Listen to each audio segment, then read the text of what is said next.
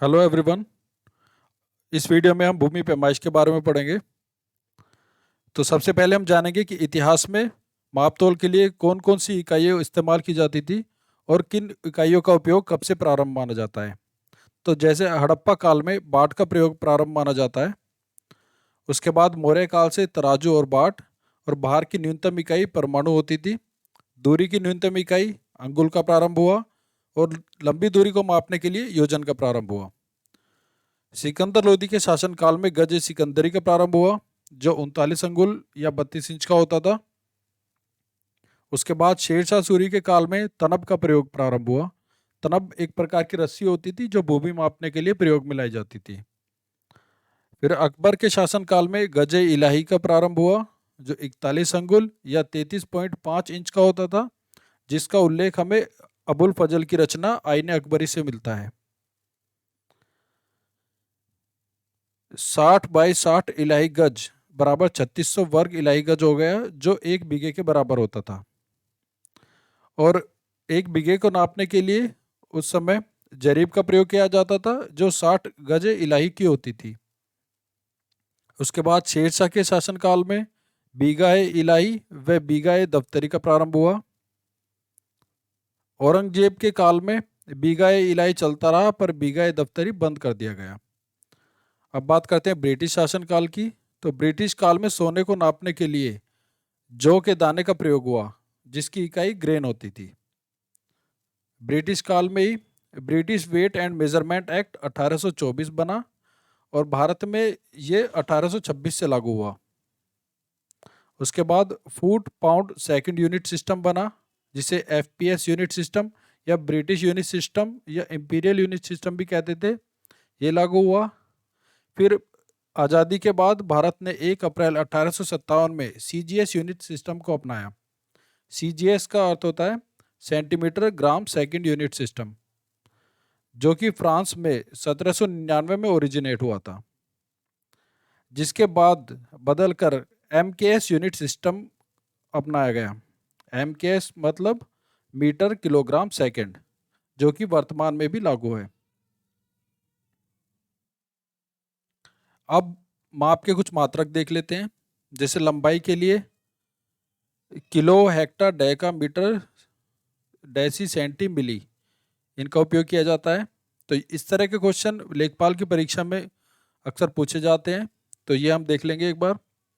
1 kilo बराबर 10 hecto, 1 hecto बराबर 10 डेका, 1 डेका बराबर 10 मीटर, 1 मीटर बराबर 10 डेसी, 1 डेसी बराबर 10 सेंटी, 1 सेंटी बराबर 10 मिली और 1 मिली सबसे छोटी इकाई हो गई। तो इसको हम इस तरह से भी बोल सकते हैं। 1 किलोमीटर बराबर 10 हेक्टोमीटर, 1 हेक्टोमीटर बराबर 10 डेकामीटर, 1 डेकामीटर बराबर 10 मीटर, 1 मीटर बराबर 10 डेसीमीटर, 1 डेसीमीटर बराबर 10 सेंटीमीटर, 1 सेंटीमीटर बराबर 10 मिलीमीटर। तो हमें इनका क्रम भी पता होना चाहिए। तो इसे हम 2-4 बार पढ़ेंगे तो हमें याद हो जाएगा आसानी से। Kilo, hecto, deca, metre, deci, centi, milli. Kilo, hecto, deca, metre, deci, centi, milli. इसको बार बार देखेंगे तो आपको आसानी से याद हो जाएगा। अब हम कुछ और यूनिट देख लेते हैं जो कि अक्सर पूछी जाती है। 1 मील बराबर 8 फरलॉन्ग, 1 फरलॉन्ग बराबर 10 चैन या जरीब, 1 जरीब बराबर 22 गज, 1 गज बराबर 3 फुट, 1 फुट बराबर 22 इंच, 1 इंच बराबर 3 ग्रेन या 3 बार्ले कॉर्न और 1 इंच बराबर 2.54 सेंटीमीटर, 1 मीटर बराबर 1.0936 गज, 1 गज बराबर 91.44 इंच, 1 हाथ बराबर आधा गज और 1 लट्टा या गट्टा बराबर 5.5 हाथ।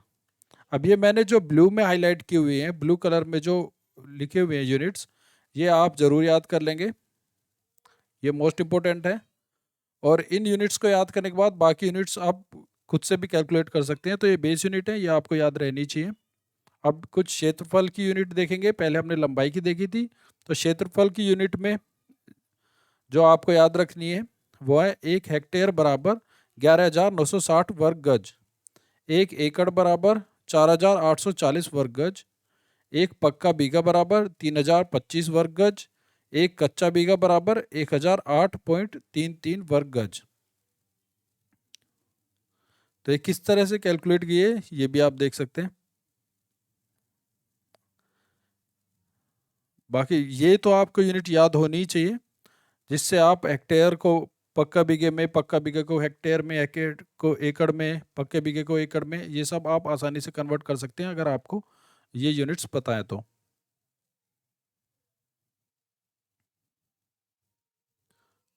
उसके बाद कुछ और यूनिट हैं, ये हम देख सकते हैं, इनका क्रम लगाने के लिए दिया जाता है अक्सर।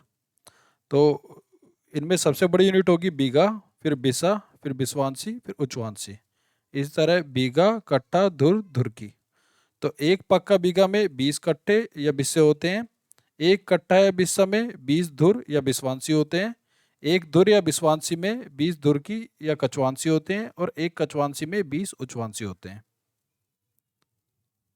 अब देखते हैं, एक एयर में 100 वर्ग मीटर होते हैं, और एक हेक्टेयर में 10,000 वर्ग मीटर होते हैं।